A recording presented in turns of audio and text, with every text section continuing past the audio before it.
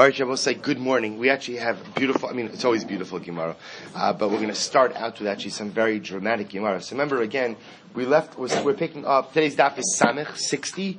We are picking up in the Testament base 59 here. We're picking up 2, 4, 6, 8, 9 lines up from the bottom 59b. So also remember again, this year, this morning, the daf Yomi this month is sponsored by Sanhedrin in honor of the month of Elul, Yom Noram, and an Aliyah for the Neshama of Sayyid's father.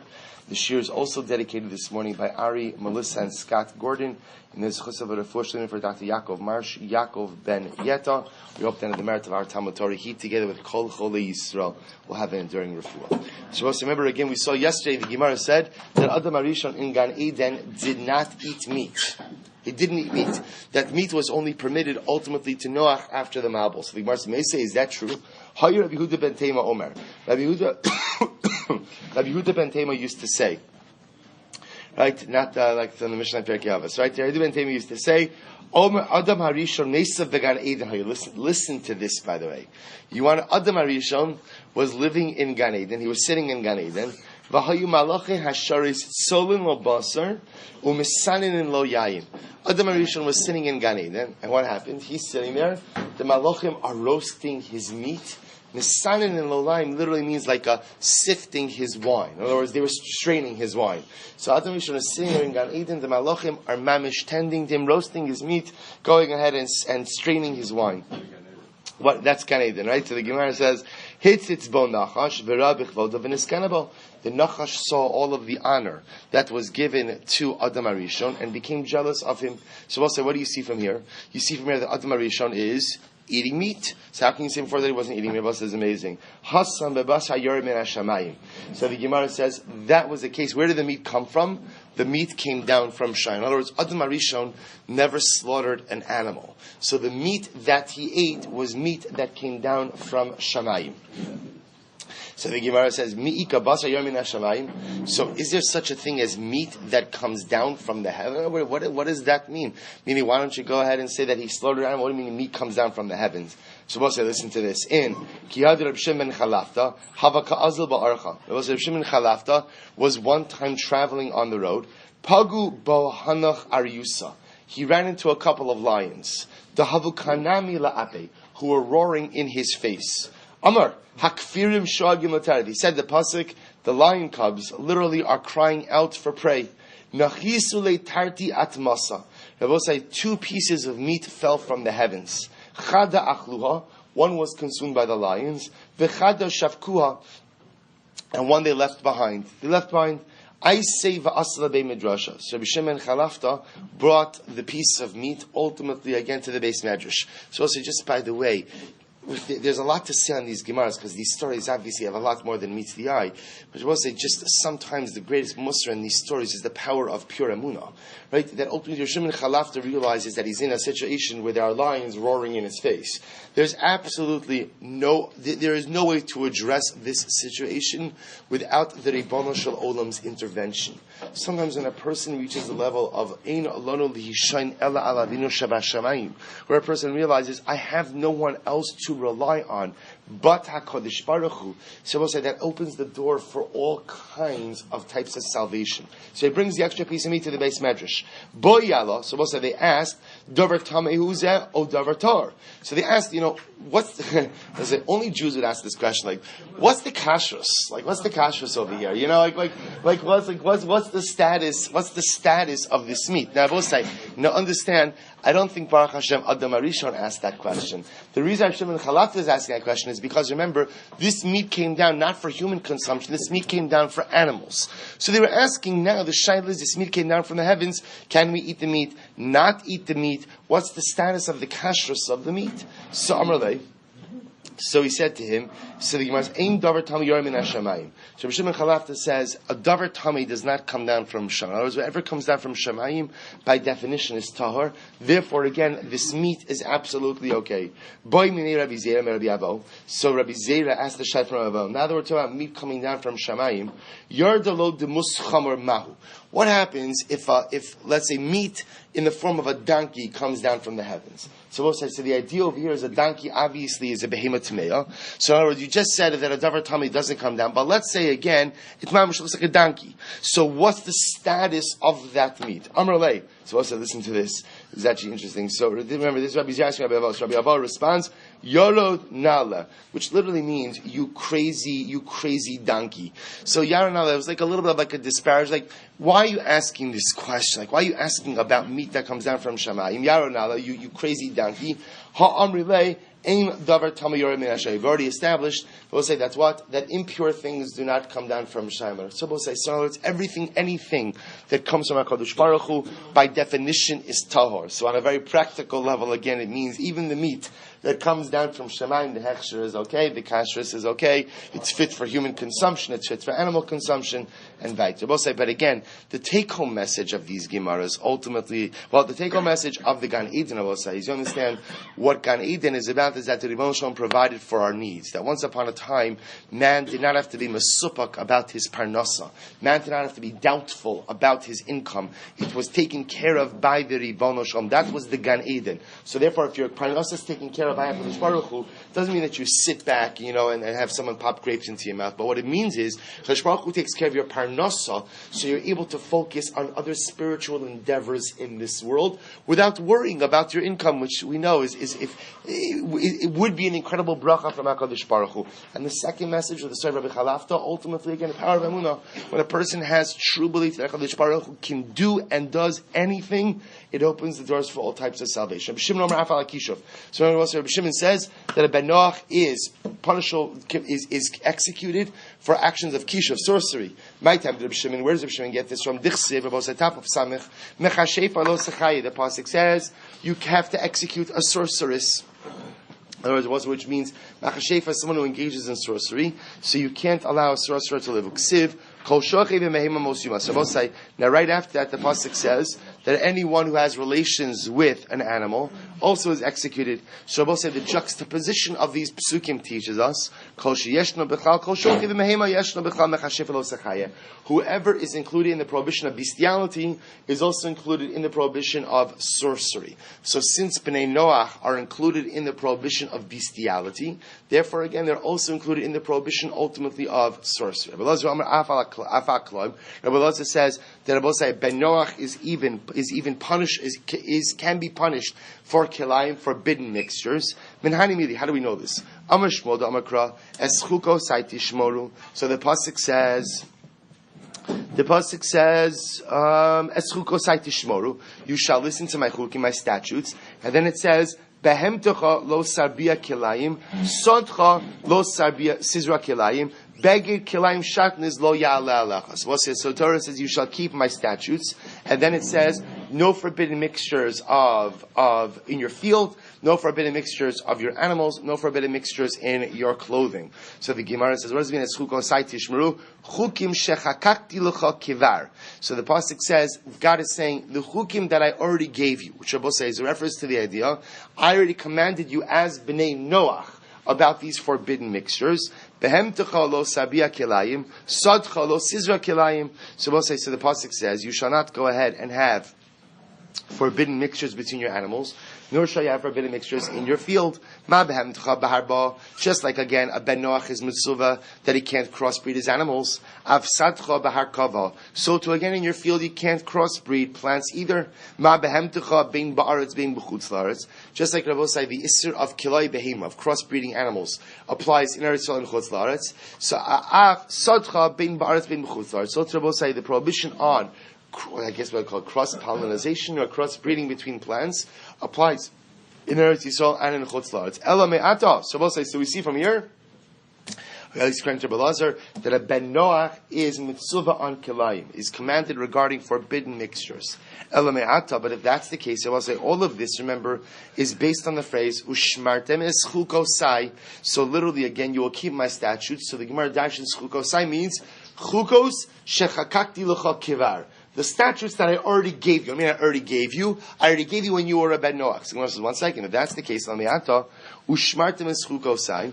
ve'es mishpatai. So we'll say, if that's the case, when the pasuk says that you shall keep my statutes and my mishpatim, asher ya'aseh osam ha'adam v'chai b'hem. Why don't you say over here, chukim shekha kakti l'chol kivar? Say that refers to the mitzvahs that HaKadosh Baruch Hu already given us previously. And that pasuk is referring to what?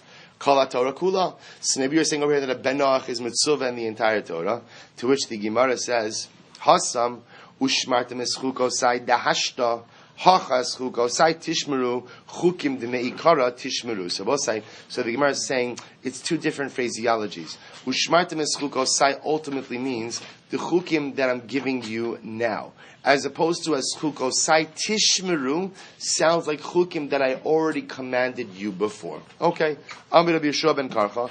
I'm going to Vacha bar Yaakov. Eino chayv. So we'll say now we're going back to the Mishnah. So remember again, our Mishnah spoke about the idea or the prohibition, ultimately again, of cursing Hakadosh Baruch Hu Chas v'Shalom. So remember again, this was the Mishnah Nun Vav Amud Aleph, or I should say Nun Hey Amud Beis to Nun Vav Amud Aleph, and the Mishnah discusses again the process that if someone, again, we're done with Bnei Noach. Oh, we're not done with Bnei Noach, but we're transitioning for a moment. So we'll say so. I owe you a Rambam still about mitzvos b'nei Noach. So, okay, if we have time today, we'll do it. If not, Emirat Hashem tomorrow or Shabbos. So remember over here, the issue we're discussing over here is if someone goes out and curses HaKadosh Baruch Hu, so the process that has to be put in place in order to convict such an individual of this crime. So the Gemara now says the following: Amar Rav Acha bar Yaakov, Einu chayiv ad sheyivarech shem ben arba osios. So Rav Acha bar Yaakov says that a person is only responsible for cursing HaKadosh Baruch Hu if they use the 4-letter name of God. Yud Hey, and then Vav and Hey. Only if you curse that name is a person God. Now, obviously, if you curse the 42-letter name of HaKadosh Baruch Hu, the 72-letter name of HaKadosh Baruch Hu, of course you're chayiv, but the assumption is most people do not know those names. So we're talking over here, the Gemara says, the 4-letter name of HaKadosh Baruch Hu. Lafuke ben shtei osios tilo. This teaches me that what? That if I only curse the name of HaKadosh Baruch Hu with 2 letters, then I'm not chayiv. So we'll say, what's the name of HaKadosh Baruch Hu with 2 letters? That's either Yud Hey or Vav and Hey. To which the Gemara says, Pshita. That's obvious. The Mishnah says, Yake Yosi es Yosi. So we'll say, the way the Mishnah alludes to the fact that somebody curses God is they use lashon of Yosi. Why Yosi? Because Yosi's 4 letters. Yosi's 4 letters. So Yosi is supposed to represent Yud Hey and then Vav Hey. So the Gemara says, okay, that's why the Mishnah Dafka uses Yosi, right? As to show me that I'm only chayiv, a person's only chayiv if they curse the name of God. That's 4 letters. To which the Gemara says, Ma'uditim, but what would I have thought? Milsa ba'amahu dinakat. Maybe Yosei was just a generic choice for the Mishnah. In other words, the Mishnah doesn't want to say that somebody actually cursed the name of HaKadosh Baruch Hu. So they just choose to insert a different name, which we know refers to the name of God. But I would have thought Yosei is just, generic. But don't, it's not specific, to which the Mishnah says, Kamash Malon, no. Mishnah purposely chose Yosei. Why? Because it's 4 letters. To be Marames came to the fact that one is only chayiv for cursing the name of God if one curses the 4-letter name of HaKadosh Baruch Hu. Ika da'amri. There are those ultimately who explain. Amar Rav Acha bar Yaakov Shmamina Shem ben Arba Osios Nami Shemhu. So we'll say, so in a different version of this exchange, Rav Acha bar Yaakov says, you see over here that's what? That the name of God, the 4-letter name of God, Yud Hey and then Vav Hey, is a proper name of HaKadosh Baruch Hu. To which the Gemara says, Pshita, that's obvious. Yake Yosi es Yosi Tanan. The Mishnah Dafka uses Yosei, which is 4 letters. Ma'udetema ad v'ika shem rabba. I might have thought maybe from the Mishnah that you only chayiv for curse the name of God if what? If you use the 42-letter name of HaKadosh Baruch Hu. Umil saba'amu dinakat. And the Mishnah is not specific in its choice of Yosei, Kamash Malon, no. So we'll say, so bottom line, halacha l'maisa, the only time a person is chayiv for cursing HaKadosh Baruch Hu would be is if they curse the 4-letter name of Hashem. So if they curse some type of kinui, which means like one of the other descriptive names of a God, or they curse Hashem. So we'll say, remember again, Hashem, these are not names of HaKadosh Baruch Hu. Only if a person chas v'shalom curses Yud Hey and then Vav Hey, are they responsible ultimately again for Mevarech Shem Hashem, for ultimately cursing the Ribbon Shalom? Nigmar Adin. So we'll say, remember again, the Mishnah then said, keep going back, the Mishnah then said that after they adjudicate the case, if the judges find the individual guilty of going ahead and cursing the name of HaKadosh Baruch Hu, so what do? Omdin al Raglehen, the judges stand up on their feet, Vikorin, they rip their clothing, they tear their clothing, and they can't mend the tear. So it says the Gemara, Omdin Minalan. We'll say this is actually amazing. How do we know that the judges stand up? So the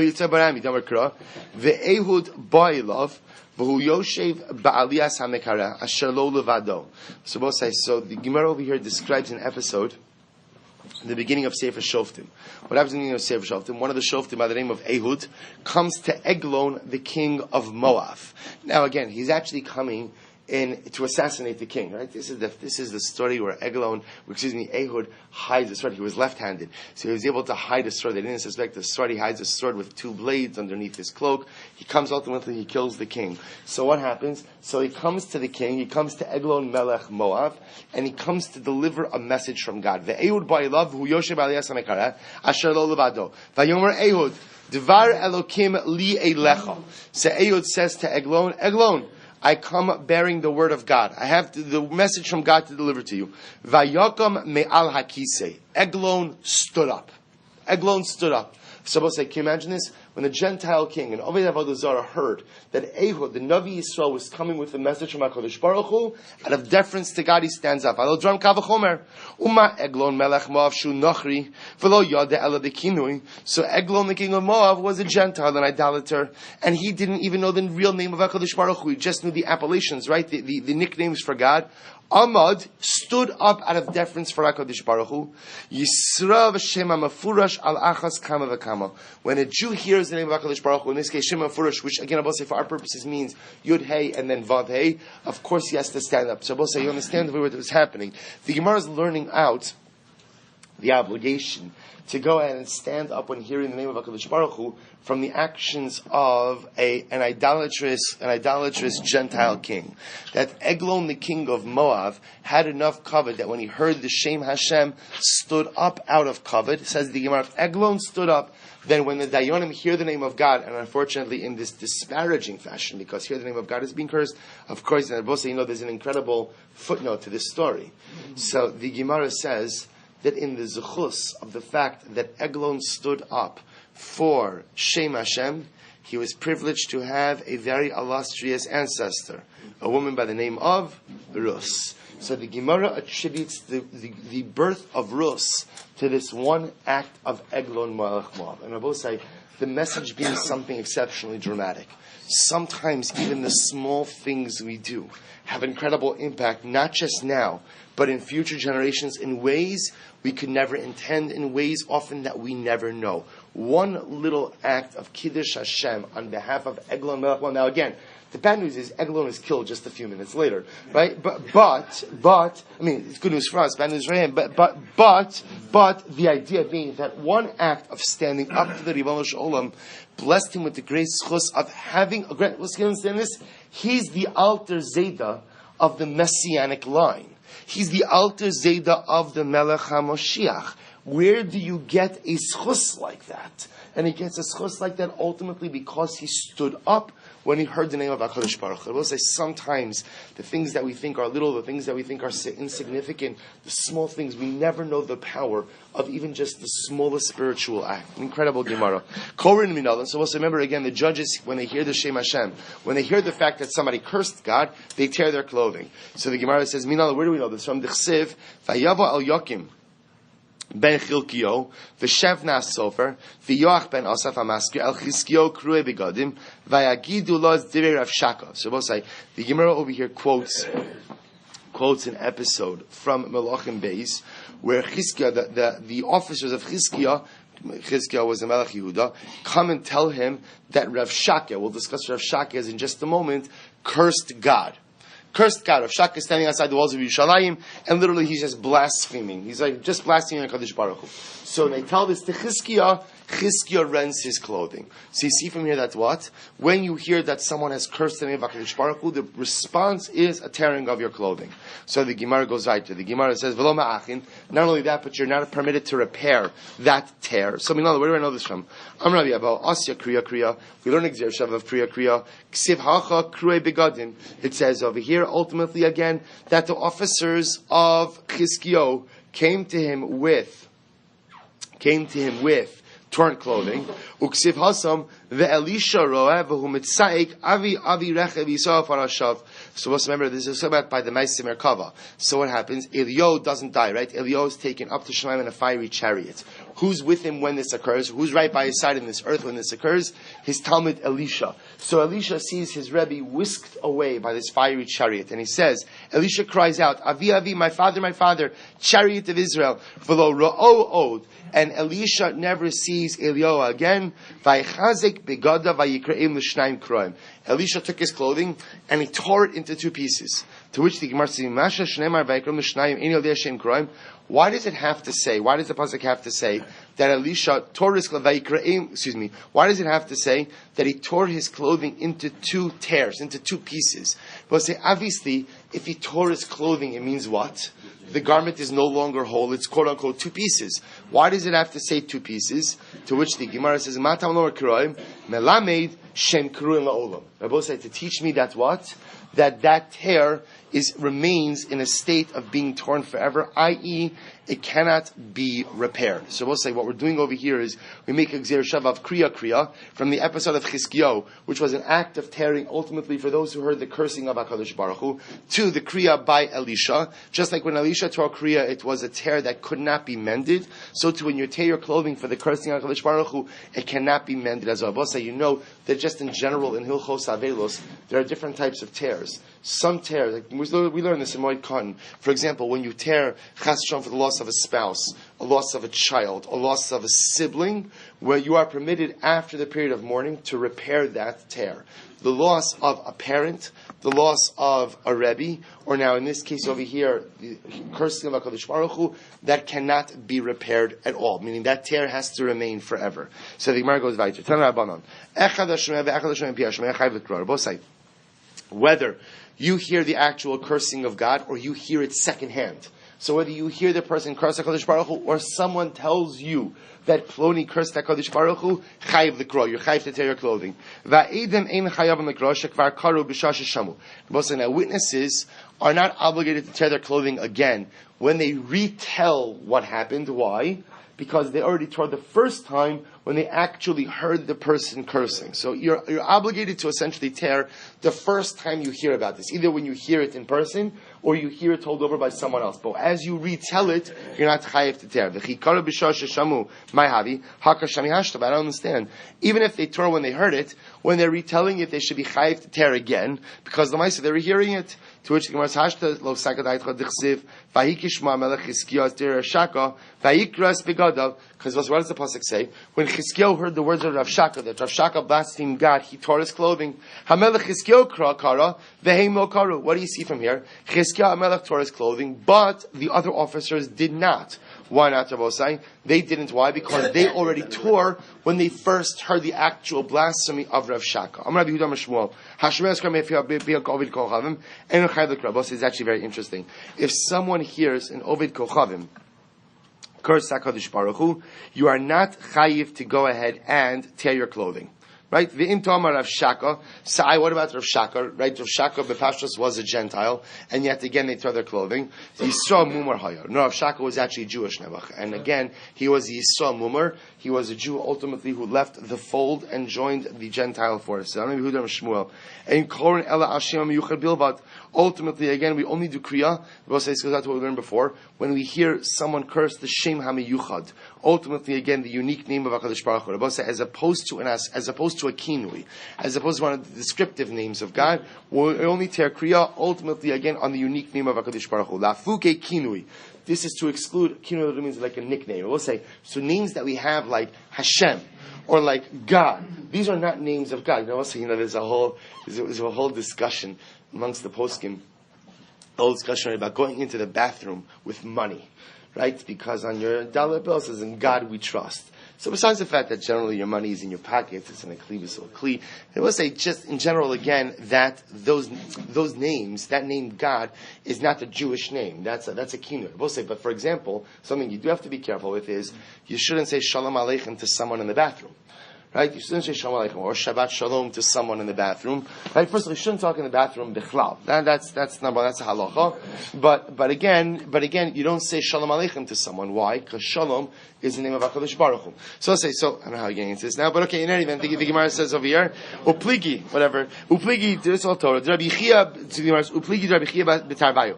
Rabbi Chia argues on both of these points. So we'll say first wide line. Then Rabbi Chia, Hashomei askar b'zman hazeh, eno chayiv l'kror. We'll say Rabbi Chia says, if you hear an askara, if you hear someone go ahead and blaspheme HaKadosh Baruch Hu, someone curse God, you are not chayiv to do kriya today. So the Gemara says, why listen to this? I'll say, Shem ata omer kain, because if I had to tear kriya every single time I heard someone curse God, nismale kol habeged kroim.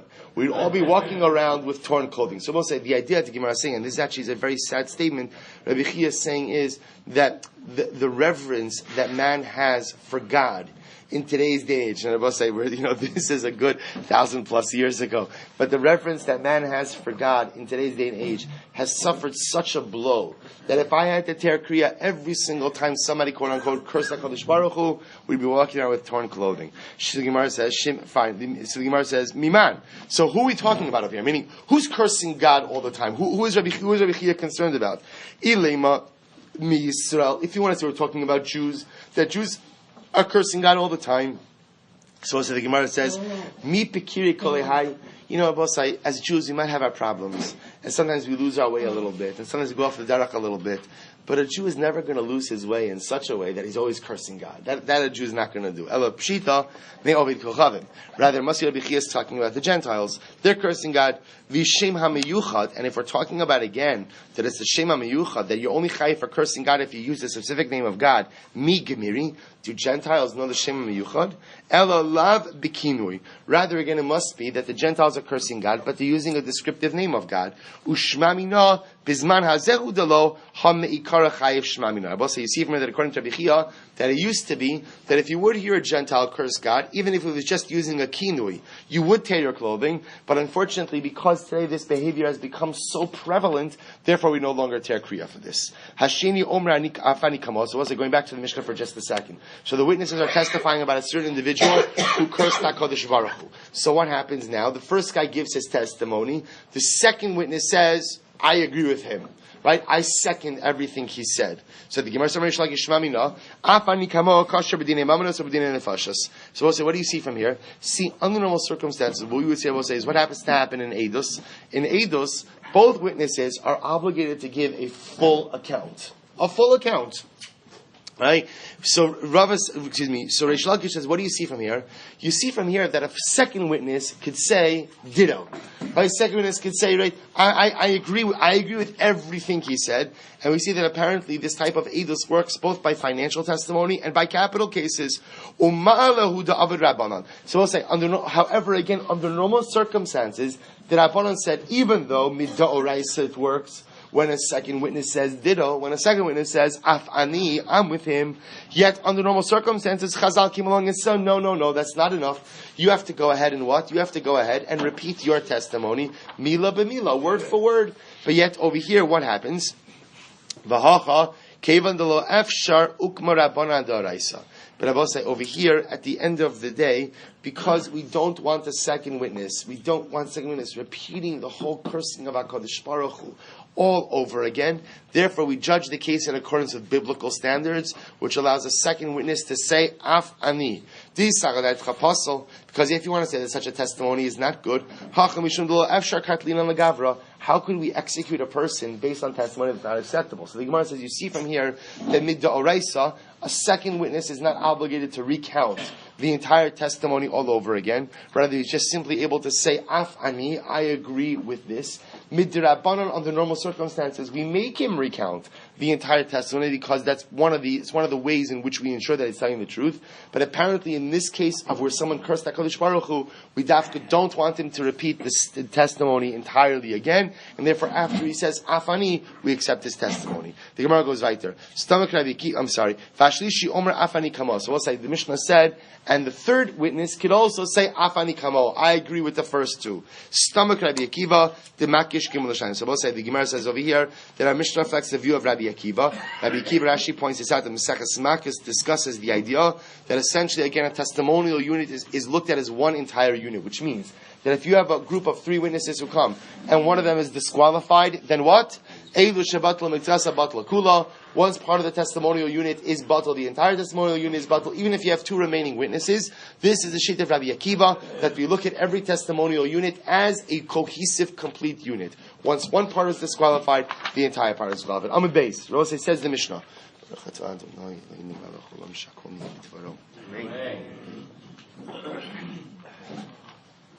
Weiter. Now we're going to talk about liability for idolatry. If a person worships idolatry, we'll say, under what circumstances are you chayiv? Echad ha'oved. So if one worships the idol, now again, that's a generic term which the Gemara is going to define. Or you offer up karbanos, or you burn something for the Ovei Kochavim, or you offer up a wine libation, or you bow down to the idol, or you go ahead and you make a declaration, you accept this idol as you guys. So if you do any of these things, you have officially worshipped idolatry and are chayiv. Va'omer lo keliato. And similarly again, if somebody says to the idol, "You are my God," so a verbal acceptance of this idol as one's God, as a deity, all of this is idolatry. However, aval hamagafif, if you hug the idol, hamanashek, if you kiss the idol, hamachabe, you give cover to the idol, hamarbis, you sprinkle water in front of the idol, hamerchatz, you wash the idol, sach, you anoint the idol with oil, malbis, you dress the idol. Idol. Hamaniyo, you put shoes on the idol. So we're saying all of these cases, over below saseh. So we're saying all of these cases, you are in violation of a biblical prohibition, but it is not tantamount. Now what does that mean? You've worshipped idolatry in a biblically prohibited way, but not in a way that would get you the death penalty. Again, we're going to define all of this in the Gemara. Hanoder b'shmo. Similarly, if one goes ahead and makes a neder in the name of the idolatry, v'amakayim b'shmo, or one swears in the name of the idol, over below saseh, one has violated a biblical prohibition. Hapoer atzmo lebal po'ar. I both say if somebody defecates on Baal Par, Par atzmo literally means you uncover yourself. You defecate on the idol. They both say that's the way you worshipped Baal Par. You defecated on the idol. They both say, it sounds like a very. Even Avodah Zarah, you're still treating the idol with respect. What's the pshat over here? So I'll just say something interesting. We'll explore this more. I mean, not much more, but we're gonna. So Rav Soloveitchik actually has an interesting insight over here. He explains that if you think about it, so the truth is, it's not so far off. Meaning, the way that Avodah Zarah Baal Par began is people recognizing that there's godliness even in the daily biological functions of the body. Now, I will say, we recognize this also. I mean, it sounds crazy to us, but what do? We do Asher Yotzar. We make a bracha every single time we go to the bathroom. Make a bracha every single time we go to the bathroom. So I'll say, because there's a recognition that when the body works, it's a recognition of the Ribono Shel Olam's involvement in my life. Baal Par obviously took this to an inappropriate, abominable extreme. But just in general, you always see Avodah Zarah, always, because everything comes from Adam HaRishon. Adam HaRishon was a monotheist. All the offshoots of Adam HaRishon, everything that's in the world of spirituality, somehow has its roots in Avodas Hashem. Just often what ends up happening is, it's taken to an illogical extreme, which I will say is an incredible musar in spirituality. When spirituality is not rooted in a Mesorah framework, it goes in all kinds of inappropriate directions. People could invent and come up with all kinds of craziness. All the Shem Shamayim, all for the sake of heaven, all with the most wonderful and really heartfelt motivations. But if you are not rooted in the strict framework of Mesorah, you end up with Baal Par. Incredible idea. So the Gemara says, if you defecate on Baal Par, you're chayiv. Why? Because Zohi Avodosa. Because I will say that at the end of the day, because that's the way you worship the idol. Hazorek Evan Lamarkalis. If you went ahead and you throw a stone at Markalis, you're chayiv because that's the other. So I'll say, what's Markalis? Markalis wasn't Avodah Zarah where you would take 3 stones, 2 and one, that's the idol. It's actually a very utilitarian avodah zarah. It's anywhere, it's everywhere. You could take it with you. So you 2 stones. I'm not condoning it. I'm just saying that it's just interesting how you see that some of these avodah zarahs also evolved because of convenience, which is just fascinating. So Markelis is the way you construct the idol is 2 stones on the base, 1 stone on top, and the way you worship it is you throw stones at it. You throw bowling, right? Bowling. Oh, right. So you see, I was thinking more like at the carnival when you throw the stuff and you try to knock it down. In any event, the point is what the Mishnah is pointing out about say is the Mishnah is pointing out 3 different things. There are certain types of objective, what we'll call spiritual forms of worship, for which you are chayiv if you do for any avodah zarah. You offer up a korban, you go out and you sprinkle wine, you bow down to something. Those are objective displays of worship for which you are chayiv. Then again, there are other types of forms of worship where you will not be chayiv in a capital way, but you'll be chayiv midaraisa. And then there's a third category of what we'll call worship-specific practices to a avodah zarah. So, for example, I will say, if you were to defecate on Markelis, right, you would not be chayiv for that. Why? Because that's not the form of even though defecating on an idol is a form of idolatry, that's only to Baal Peor. So if you were to do that to a different idol, ultimately, again, you would not be chayiv. Okay, says the Gemara, my echad oved. So we'll say, so what does it mean when the Mishnah begins by saying, ha'oved avodos kochavim? Echad ha'oved. If you serve the idol, you're chayiv. What does that mean? So it says the Gemara, Amar Rabbi Yirmiyah Haki Kamar. This is what it means. Echad ha'oved kidarka. So we'll say, if you worship the idol in the normative fashion, ve'echad ha'mizabeach. So look at Rashi. Echad ha'oved. Rashi says, Kol avoda af kifof v'nishok af derech bizar b'darka chayiv. So we'll say, anytime you worship an idol in a way that is the normal derech of that idol. So, if you were to worship an avodah zarah in the normative way that idol is worshipped, you are chayiv. We'll say the chiddush is what? Even though it might be an objectively disparaging act, if that's the way the idol is worshipped, you are chayiv for that. So the Gemara says, if you worship the idol in the normative way, you're chayiv. So I'll say similarly again, in a generic fashion, if you offer up a korban to an idol, or if you you burn something on an altar for an idol, or you pour wine before an idol, or you bow down before an idol, even Rabbi say, so let's say for example, there's avodah zarah A, and avodah zarah A, people don't bow down to it, they just sing to it. But you bow down to that idol, you're chayiv for avodah zarah. Why? Because the act of bowing is in and of itself an objective display of worship. So what the Mishnah is saying is, when it comes to a particular idolatry, you're chayiv for any specific type of worship associated with that idolatry, but then there are certain objective forms of worship for which one will be chayiv for avodah zarah, even if what? The idol is not normally worshipped in that fashion. So why don't you also sprinkling of blood? Sprinkling of blood you should also be chayav for doing that in front of an idol. In other words, because again, that's an objective form of worship as well. You're right, that's the same thing as menasech. Meaning sprinkling wine doesn't just mean, or pouring wine doesn't just mean pouring. It means pouring liquids, whether it's wine, whether it's blood, whatever it is. So the Gemara says, so from where do we know this? Rashi says over here, it's the 4th wide line. So we'll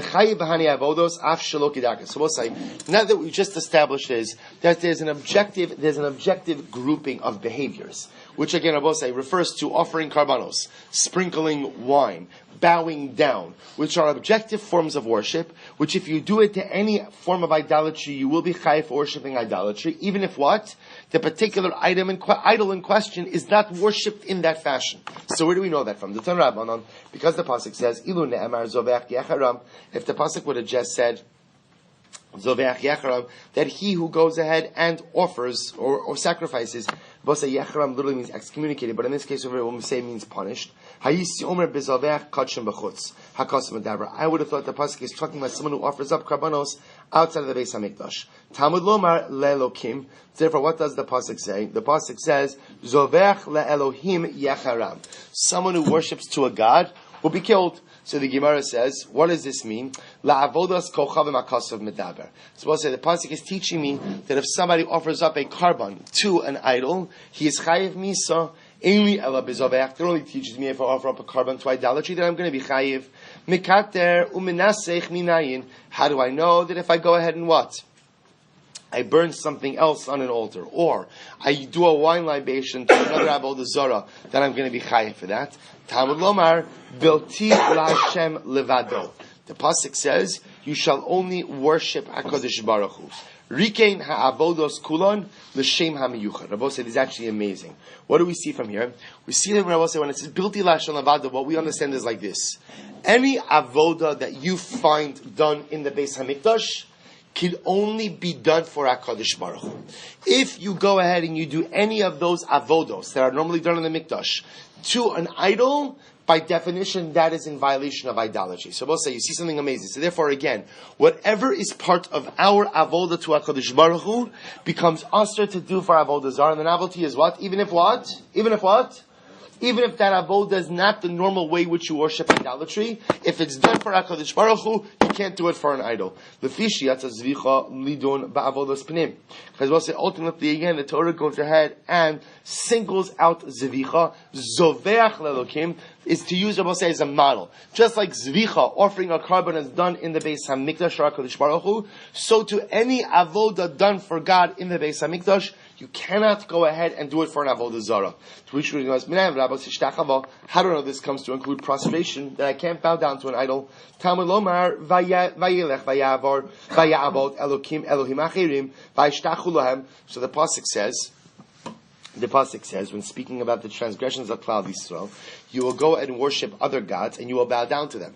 And what does it say about right after that? For samachle, votseisa esa ishahu. Pasuk says you will take the man out and you will execute him. So the Gemara says, the juxtaposition teaches me that what? That someone who bows down to another god besides the Kodesh Baruch Hu is punishable by death. Onesh shamano. So now I understand there's a punishment. Asfar ben Asfos. We've learned this many times.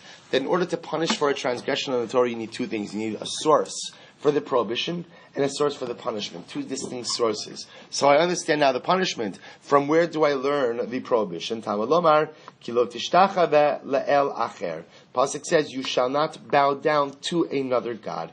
Yochel shanimar be'afa megafe v'menashek v'amanio. So I might have thought this comes to include also what? That you can't kiss the idol, you can't hug the idol, you can't kiss the idol, or you can't go ahead and put shoes on the idol. Now, obviously, you can't do anything that serves the idol. But I might have thought that these other behaviors should also be punishable by death. Hugging the idol, kissing the idol, putting shoes on the idol. Talmud lomar, zoveach.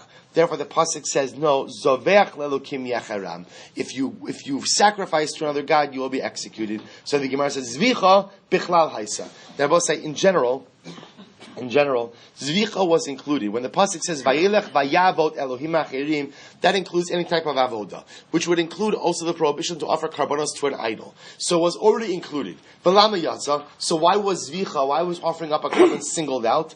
Lahakish eleha, to teach us about hakish. V'lomer lecha ma zvicha miyuchedes shiavodas pnim v'chayav aleh misa. Just like Rabbi says, zvicha, offering up a carbon, is something that is done within the confines of the Beis Hamikdash, and if you do it for avodah zarah, you're going to be chayiv misa.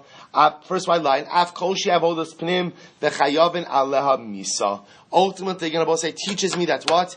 Anything that is done inside the Beis Hamikdash in the service of HaKadosh Baruch Hu, if you do it for avodah zarah, you're chayiv misa. Yotze shtachava lidon ba'atzma. So we'll say that leads to shtachava because the pasuk explicitly says you can't bow down to the idol to be judged on its own. So yatsa zvicha lodon al haklal kula yatsa. So we'll say, so therefore again, the pasuk comes to teach the following. Zvicha teaches me that what?